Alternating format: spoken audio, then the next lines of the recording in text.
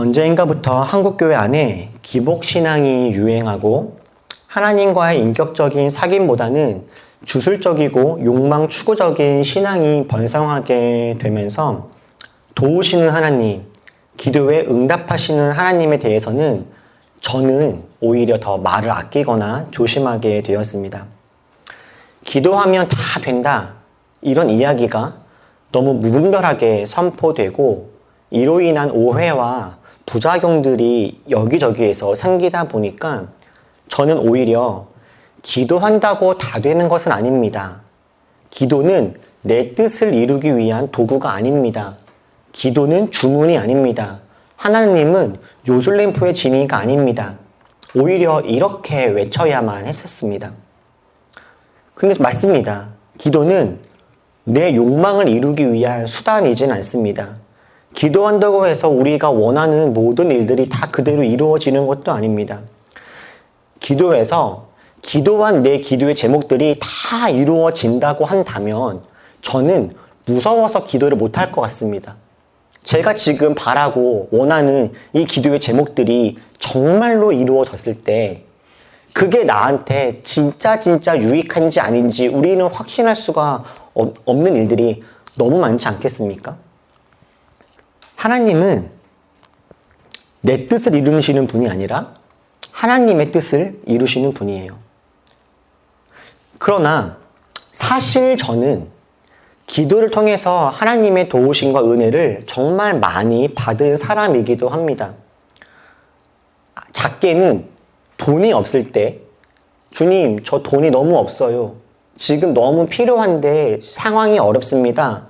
기도했을 때 하나님께서 재정의 문제를 해결해 주시는 경우도 있었고, 삶에 큰 위기가 왔을 때, 마음이 힘들고 어려울 때, 정말 막막한 일들을 만났을 때 저는 하나님께 간절히 기도했고 그 기도를 통해서 정말 여러 번 주님께서 이 기도 가운데 역사하시는 것들을 많이 경험했습니다. 아니 솔직히 어떻게 말하면 기도했는데 주님께 정말 간구하면서 주님 도우심을 구했는데 그 중에서 이루어지지 않은 것들이 뭐가 있었지? 할 때 딱히 손꼽을 수 없을 만큼 저는 정말 기도에 응답을 많이 받으면서 살아왔다라는 생각이 들어요. 기도는 분명 우리들의 욕망을 채우는 도구이진 아니지만 우리는 하나님께 우리들의 욕망을, 우리들의 소원을, 우리들의 간구를 주님께 말씀드릴 수 있는 특권이 우리에게는 있습니다.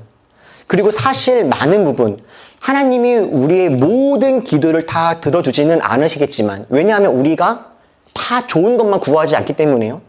그러나 우리가 주님께 기도하는 많은 부분에서 하나님은 정말 많이 우리에게 응답하시는 분이시긴 합니다. 정말 재정적으로 삶에 문제가 있어서 몸이 아파서 관계적으로 주님께 우리가 여러 가지 간구를 할 때 하나님은 우리가 살아갈 수 있는 힘을 주시고 이길 수 있는 은혜를 주시고 나아갈 수 있는 길들을 열어주시는 분입니다. 기도에는 정말 큰 힘과 능력이 있죠. 그리고 이런 기도의 힘과 능력을 정말 많이 누린 사람이 다름 아닌 오늘 우리가 읽은 본문에 나오는 히스기야 왕입니다. 히스기야는 유다의 왕 중에 한 사람입니다. 그런데 그 유다의 왕이었던 히스기야는 그의 인생에 크게 3번의 위기를 맞는데 이 3번 다 하나님과 관계하면서 이것들을 해결해 나갑니다.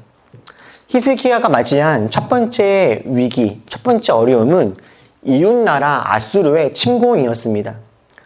히스기야는 25살의 왕이 되자마자 하나님이 기뻐하실 만한 일들을 많이 합니다.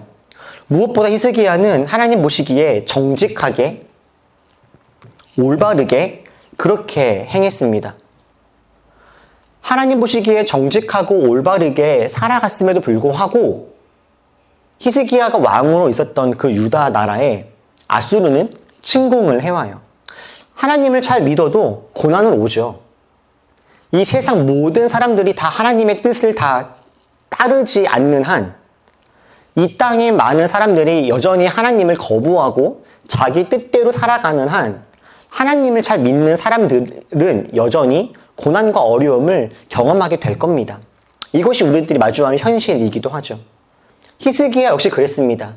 주님 말씀을 잘 따랐고 주님 뜻대로 살아가려고 애를 썼지만 그의 삶 속에 이런 아수르의 침공이라고 하는 큰 어려움이 닥쳐왔어요. 히스기야는 이럴 때 아수르와의 싸움을 피해보려고 조공을 바치기도 하고 성전에서 은과 금을 다 긁어서 아수르 왕에게 바치기도 했습니다. 돈 드릴 테니 우리나라 쳐들어오지 마세요. 이렇게 이야기했어요. 그런데 아수르 나라와 그 왕은 히스기야가 준 돈을 돈대로 다 받아먹고 또다시 유다를 침략합니다. 뿐만 아니라 이 아수르와 그 왕은 하나님도 모욕해요. 하나님은 힘이 없다. 하나님은 너희들을 우리에게서 구원하지 못한다. 너희가 하나님을 아무리 의지해도 소용없다. 그는 능력이 없다. 이렇게 말합니다. 히스기야는 그때 더 이상 내 힘으로 이 문제를 해결할 수 없다라고 느낍니다. 그리고는 히스기야는 기도하기 시작합니다. 내 힘으로 아수르라고 하는 나라의 어려움을 해결할 수 없다. 주님, 도와주세요. 주님, 우리를 건져주세요. 히스기야는 주님께서 우리를 건져내어 주셔서 우리뿐만 아니라 옆에 있는 나라들, 특히 저 아수르가 하나님이 진짜 하나님이신 것을 알게 해주십시오. 이렇게 간절히 기도해요. 그리고 이 기도를 들으시고 하나님은 이스라엘을 건져내어 주십니다. 하나님은 아수르의 군대를 다 멸하시고 아수르의 그 왕까지 심판하십니다. 히스기야의 힘으로는 할 수 있는 것이 없었고 한계가 분명했지만 자신의 한계를 깨닫고 하나님의 도우심을 구했을 때 하나님은 히스기야를 그리고 유다 그 나라를 건져내어 주셨습니다. 아수르가 이제 물러납니다. 그리고 이제 평화가 찾아오게 되었습니다. 그런데 그때 히스기야는 두 번째 어려움을 만나요. 바로 질병입니다. 히스기야는요, 병이 듭니다. 히스기야는 하나님의 대선지자 이사야를 통해서 너가 오래 살지 못할 것이야 라고 하는 소식을 듣습니다. 당시에 하나님의 대선지자에게 너는 앞으로 오래 살지 못할 것이다 라고 하는 이런 이야기를 들었다라고 하는 것은 지금 이 시대 우리의 생각으로 좀 바꿔본다면 우리가 몸이 조금 안 좋아서 어디 정말 신뢰할 수 있을 만한 큰 대형병원에 갔는데 그 대형병원의 의사가 지금 이러저러한 병 때문에 당신의 앞으로의 삶이 얼마 남지 않았습니다. 이런 이야기를 들은 것과 마찬가지일 겁니다. 다시 말하면 이사야가 했던 이 말은 신뢰할 수 있는 그런 말인 것이죠. 히스기야 입장에서는 정말 믿고 싶지 않은 하지만 믿을 수밖에 없는 안 좋은 이야기를 들은 겁니다. 너가 곧 얼마 살지 못하고 죽게 될 것이다 라고 하는 그런 말이죠. 그리고 이 소식을 듣고 났을 때 히스기야는 여러분들도 아마 너무 많이 들어서 익숙하게 알고 있을 뻔한 그런 기도를 주님께 드립니다. 뭐라고 나오죠? 이 말을 듣고서 너는 얼마 살지 못할 것이야. 이 말을 듣고서 히스기야는 곧바로 얼굴을 벽 쪽으로 돌리고, 그러니까 히스기야는 더 이상 다른 것들을 의지하지 않고 오직 하나님만 의지해서 기도했다라는 겁니다. 히스기야는 한참 동안 울면서 흐느끼면서 주님께 간구했고 도와달라 그렇게 주님의 은혜를 구했습니다. 그리고 바로 이렇게 히스기야가 자신의 아픔과 어려움과 위기 속에서 주님께 기도했을 때 하나님은 히스기야에게 아주 히스기야가 기대했던 필요했던 그런 응답들을 해주시죠. 내가 너의 기도하는 소리를 들었고 너가 흘리는 눈물도 내가 보았다. 내가 너를 고쳐주겠다. 너가 다시 성전에 올라와서 나를 예배할 수 있게 될 것이다. 히스기야는 삶의 위기와 어려움이 있을 때마다 하나님께 간절히 기도했고 하나님의 도우심을 누리는 그런 지혜로운 사람이었습니다. 한 나라의 왕이었지만 삶의 문제가 있을 때마다 다른 어떤 것들보다도 하나님을 의지하면서 그 순간순간들을 잘 이겨냈던 사람이 히스기야였어요. 그런데 그런 히스기야에게 마지막 세 번째 청천벽력 같은 그런 소식이 들립니다. 그게 바로 오늘 우리가 함께 읽었던 본문이었습니다. 어떤 내용입니까? 그날이 오면 미래의 어느 날 바벨론이 너희 나라를 침략하는 그날이 올 것이다. 그때에 이 나라의 모든 보물뿐만 아니라 왕의 아들들마저 포로로 끌려가고 바벨론의 환관이 될 것이다. 다시 말하면 곧 나라가 망하고 너희의 자녀들이 고통받을 것이다. 이런 끔찍한 예언입니다. 나라가 망할 것이고 너의 자녀들, 너의 자손들, 이 유다의 모든 사람들이 고통받는 시간이 곧 올 거야 라고 하는 그런 충격적인 이야기를 히스기야가 또 듣게 된 것이죠. 이것이 히스기야가 맞이했던 세 번째 위기입니다. 자, 이제 어떻게 할까요, 히스기야는? 히스기야는 아수르가 침략했을 때 주님께 기도함으로 위기에서 벗어났습니다. 히스기야는 몸에 큰 병이 들었을 때 역시 주님께 기도함으로 승리를 누렸습니다. 이번에 이제 그 미래에 이 나라가 망할 것이고 너희들 주위에 있는 많은 사람들이 고통받게 될 것이야 라고 하는 이 소식을 들었을 때 이제 히스기야는 어떻게 할까요? 히스기야는 이 말을 듣고서 정말 놀랄만한 이야기를 합니다. 놀랄만한 반응이요. 히스기야는 이렇게 말합니다.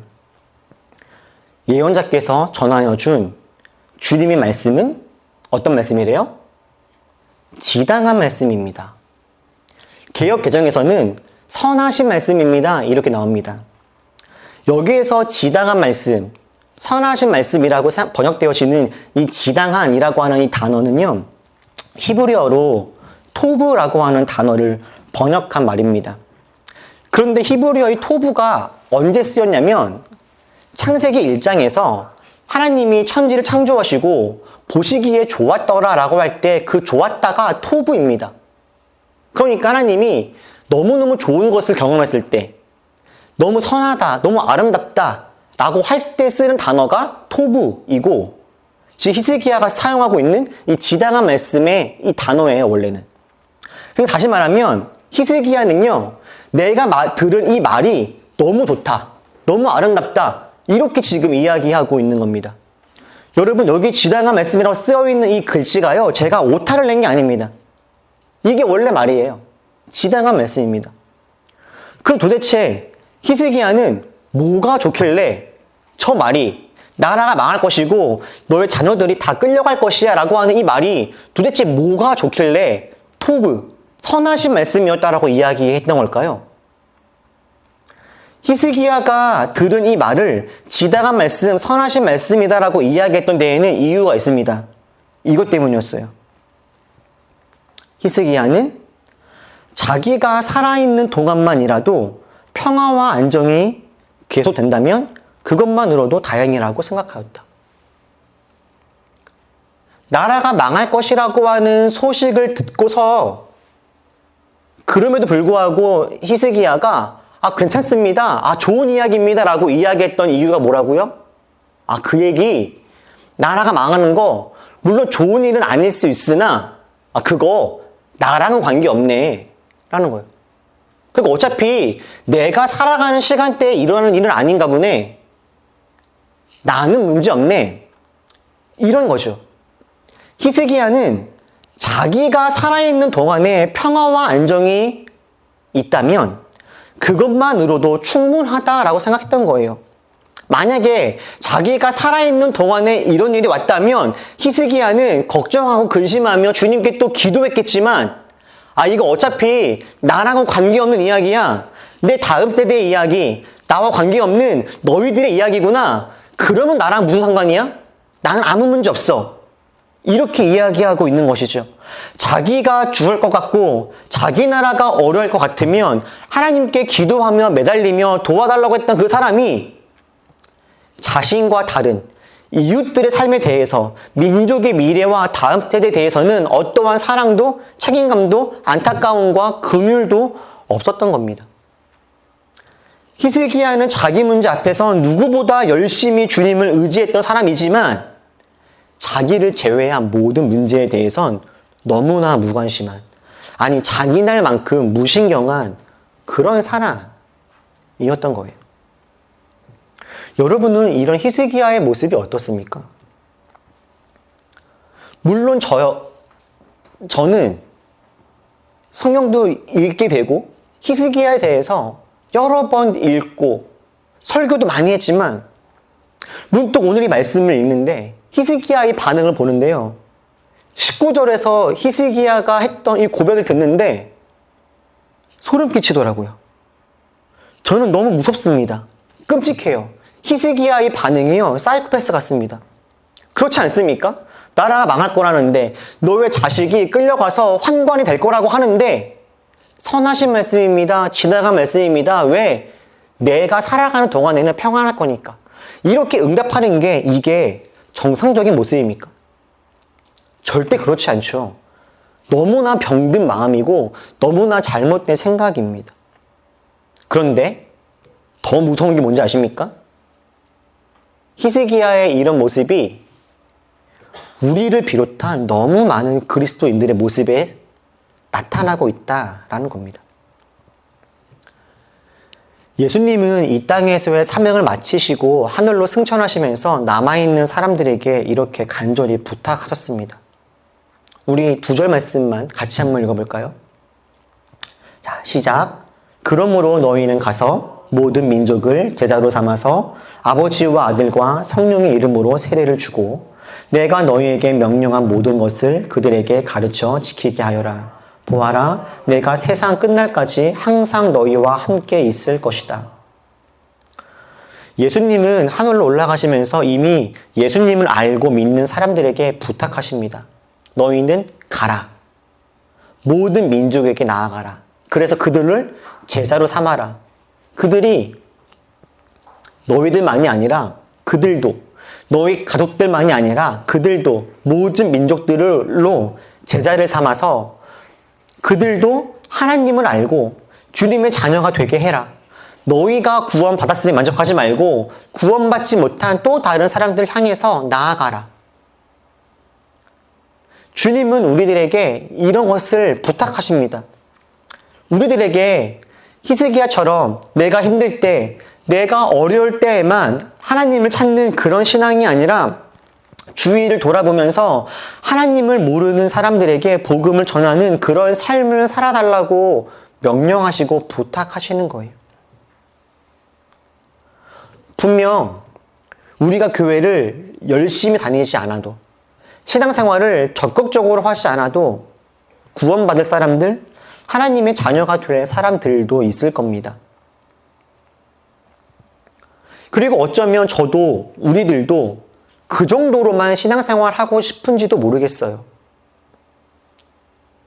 가끔씩 교회 나오고 큰 죄 짓지 않고 그래도 양심에 따라서 선하게 살아가려고 애를 쓰면서 종종 예배 나오는 그런 삶 말입니다. 그렇게 살아도 우리는 하나님의 자녀가 될 수 있을지도 모르겠습니다. 그런데 그렇게 우리가 살아간다면 이 말씀은, 주님의 이 부탁은 누가 응답할 수 있는 것이겠습니까? 하나님을 모르는 사람들에게 복음을 전하라 라고 하는 하나님의 이 부탁에 누가 응답해야 하는 것일까요?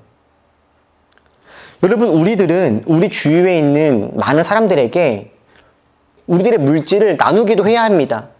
우리는 정치적인 참여도 해야 할 겁니다. 우리는 우리 삶의 자리에서 맡겨진 일들도 잘 해야 할 겁니다. 환경도 보호하고 그렇게 우리가 주어진 사회의 시민으로서의 삶을 잘 살아내야겠죠. 그런데 가난한 사람을 돕는 일, 자연을 보호하는 일, 정치적으로 참여해야 되는 일, 우리도 반드시 해야 하고 할 일이지만 어떻게 보면 이것은 저희가 적극적으로 하지 않아도 저희보다 더 잘하시는 분들이 있기도 합니다. 정치인은 정치인들이, 또 어떤 일들은 NGO에서 환경운동가들이 각자의 분야에 맞게 그 일들을 전문적으로 잘 하시는 분들이 있습니다. 그런데 반드시 교회가 해야 되는 일들이 한 가지가 있죠. 그게 뭡니까? 복음을 전하는 일이요. 하나님을 모르는 사람들에게 하나님을 전하는 일. 이거는 교회가 해야 되는 일입니다. 그리스도인들이 해야 되는 일들이에요. 교회가 그리스도인들이 복음을 전하지 않으면 이 일은 누가 할 수 있겠습니까? 우리가 진리를 전하지 않으면 하나님을 모르는 사람들은 어디에서 복음을 들을 수 있겠습니까? 복음을 전하는 일이야말로 하나님을 모르는 사람들에게 하나님의 자녀가 되게 하는 이 일이야말로 정말 우리가, 교회가, 그리스도인들이 감당해야 될 중요한 사명인 것이죠.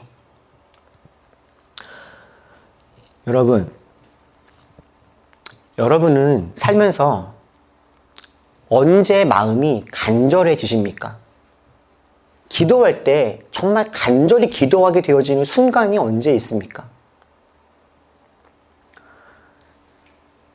기독교인이라면, 신앙이 있다면, 하나님을 믿는 사람들이라면 아마 정말 삶에 큰 위기와 아픔이 있을 때, 그리고 마음이 너무 힘들고 어려울 때 기도하게 될 겁니다. 그리고 마음에 억울하고 힘들고 지침이 있을 때 우리는 기도하다가 눈물을 흘리기도 할 겁니다. 답답해서 가슴을 치면서 주님께 도와달라고 이야기할 수도 있을 거예요. 우리는 그렇게 자신의 문제 앞에서 간절하게 기도하게 될 겁니다. 자녀가 아파서 병원에서 수술하거나 입원해야 될 상황이 있다면 우리는 부모가 신앙이 있다면 당연히 간절하게 기도하게 될 겁니다. 우리는 언제, 어디까지 간절해질 수 있을까요? 하나님은 우리들에게 부탁하세요. 너와 너희 가족과 너희 주위만 뿐만 아니라 이 땅을 바라보면서 아직도 하나님을 알지 못해서 허우적거리는 저들을 바라보면서 긍휼함과 안타까운 마음을 품어달라고 그렇게 우리에게 부탁하십니다. 여러분, 우리 교회가 있는 파주 서패동, 넓게는 이 파주 운정 지역에는 정말 많은 아파트가 지어지고 있고 정말 많은 분들이 서울과 일산과 김포, 인천 각지에서 모여들고 있습니다. 이게 운정지구 지도더라고요. 저희 교회가 여기에 있습니다. 여기요. 여기가 출판 단지.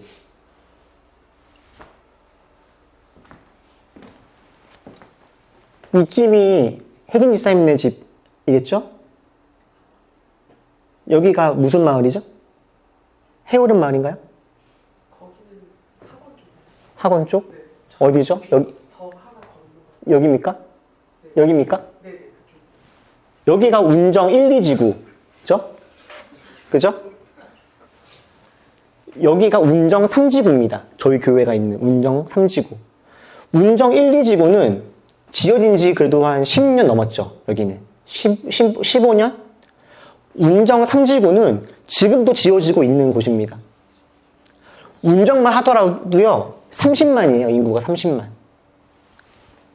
우리 교회가 여기니까 우리 교회는요 운정 3지구의 입구입니다. 입구. 여기는 일산, 여기는 김포, 여기는 서울 이렇게 가는 거죠. 방화동은 이쯤 있겠네요. 이렇게 오겠죠. 우리가 집으로, 교회로. 여러분, 여기에도요 지금 아파트가 지어지고도 있고 이제 막 이사 오시는 젊은 분들이 있어요. 이 정도 지역에 있는 단지를 초롱꽃 마을이라고 합니다. 초롱꽃 마을. 우리 교회 바로 앞에 있는 이만큼 단지가 초롱꽃 마을. 초롱꽃 마을에는 총 13단지가 있는데 그 중에 초롱꽃 마을만 9,000세대가 있어요. 9,000세대. 그러니까 9,000가정이 있는 거죠. 한 가족당 2명에서 4명까지라고 본다면 뭐 1인 가구도 있을 테니까 평균 뭐 2명, 3명만 쳐도요. 몇 명입니까? 적어도 2만 명 이상이 저 초롱꽃 마을에만 있는 거죠. 저 2만 명 중에서 하나님을 필요한 사람들이 얼마큼 있을까요? 저 중에서 교회를 다니고 싶은데 건강한 교회를 찾지 못해서 방황하고 있는 사람들은 얼마나 될까요? 저들 중에서 지금 진짜 주님 만나서 뭔가 하나님과 귀한 관계를 맺어야 될 사람들은 얼마나 많이 있을까요? 제가 어느 날 아까 보여드렸던 저 지도를 딱 보는데 저 지도를 딱 보자마자 마음이 너무 이상하더라고요. 혹 저 중에서 우리 올리브 교회가 함께 품고 기도해야 될 사람들이 있는 것은 아닐까? 여러분, 저희들만을 위해서라면 저희들은 더 이상 사람들을 더 많이 모으지 않는 것이 좋을 수도 있습니다. 사람이 많아지면 갈등이 많아지죠. 사람이 많이 온다고 돈이 많아지는 것도 아닙니다, 여러분. 그리고 교회에 돈이 많아봤자 뭐합니까? 어차피 우리가 돈 나눠 갖는 것도 아닐 텐데요. 교회에 사람 많이 모으고 돈 많이 모은다고 해서 저나 여러분이나 좋을 거 아무것도 없습니다. 그런데 우리가 이 땅에서 하나님이 필요하고 교회가 필요해서 방황하고 있는 사람들을 품고 함께하고 손을 내밀고 한 공동체가 되려고 하는 것, 이것은 하나님이 우리 가운데 부탁하시고 명령하신 일입니다. 이 땅에서 하나님을 몰라서 외롭고 허탈한 삶을 살아가는 이들, 이미 이 땅에서 지옥과도 같은 삶을 살다가 결국에 심판을 받게 될 그 사람들을 우리는 그냥 두면 안 되는 거 아니겠습니까? 히스기야처럼 나와는 관계가 없는 일이니 괜찮다라고 그렇게 이야기할 수는 없는 거 아니겠습니까? 사랑하는 우리 올리버 여러분, 우리 올리브 교회에는 꿈이 있습니다. 저는 우리 교회가 폭력적인 세상에 저항하며 사랑으로 예배드리는 공동체가 되기를 소원합니다. 신앙생활을 5년 하고 10년을 해도 조금의 성장과 성숙 없이 자기밖에 모르는 사람으로 머물러 있는 것이 아니라 하나님과 자신과 이웃과 세상과의 관계에서 날마다 균형 잡힌 성장을 하는, 날마다 자라가는, 주님을 닮아가는 우리가 되는 그런 꿈을 꿉니다. 저는 우리가 진실한 공동체를 누리면서 교회 안과 밖, 세상을 변혁시키고 하나님을 모르는 사람들에게 복음을 전하여서 영혼을 살리는 그런 공동체가 되기를 꿈꿉니다. 그런데 이 꿈은 저의 꿈이거나 우리들만의 꿈이 아니라 하나님께서 우리에게 말씀하시는 꿈이라고 저는 그렇게 믿어요. 우리 이렇게 하나님께서 기대하시는 삶을 살다가 하나님이 부르시는 그때, 주님, 우리가 이 땅에서 최선을 다해서 아름답게 살았습니다 고백하면서 주님 만나는 그날 우리 주님 품에 잘 안길 수 있으면 좋겠습니다. 이 길 우리 함께 갑시다. 이 꿈 우리 함께 꿉시다. 기도하겠습니다.